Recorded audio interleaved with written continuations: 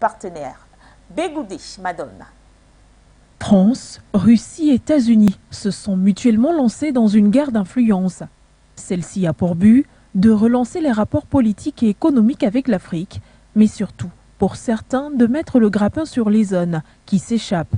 Dans ce sillage, Washington a invité le 20 juillet 2022 à un sommet États-Unis-Afrique plusieurs dizaines de pays africains. Le président américain Joe Biden a brandi que des échanges sur la sécurité alimentaire et les changements climatiques urgeaient.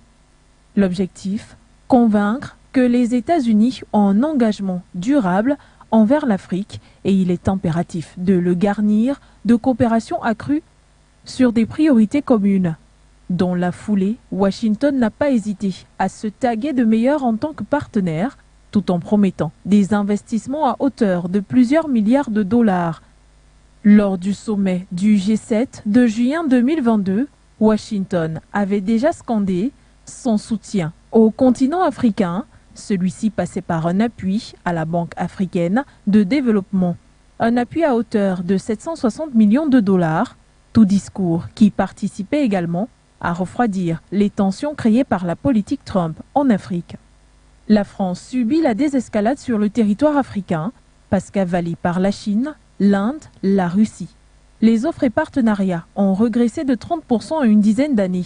Emmanuel Macron, à son second mandat, tente de rattraper le tir, mais surtout de disgracier la Russie, très présente aujourd'hui en Afrique, situation dérangeante, quand l'Europe préférerait qu'elle soit l'ennemi mondial numéro 1. Une tournée africaine avec 3 pays stratégiques, dont le Cameroun, le Bénin et la Guinée-Bissau. Au même moment, le ministre russe des Affaires étrangères, Sergueï Lavrov, se rend en Égypte, en Ouganda, en Éthiopie, au Congo-Brazzaville. Ce n'est ni un hasard, ni une coïncidence.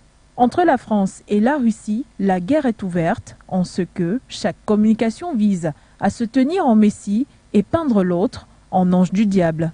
La Russie a décidé que l'énergie et l'alimentation étaient des instruments militaires mis au service d'une guerre impérialiste, a déclaré le président français en visite au Bénin, tout en soulignant que la Russie faisait au même moment une tournée et accusait l'Europe du déficit alimentaire que subit le monde.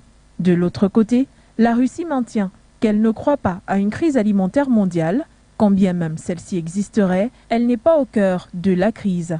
Au moment où l'Afrique tente de réécrire sa propre histoire, que la Russie est tensée d'ennemi mondial du fait de l'offensive en Ukraine, les États-Unis et la France, en position de faiblesse, ne lâchent pas prise et ne reculent devant aucune proposition de partenariat dit gagnant-gagnant. Subitement, chaque puissance met en avant une volonté de renouer avec l'Afrique et cette fois avec respect mutuel et parité de gains. L'Afrique semble, plus que jamais, détenir les cartes aux plus offrants d'en tirer profit. Et donc, sortons de cette bataille entre les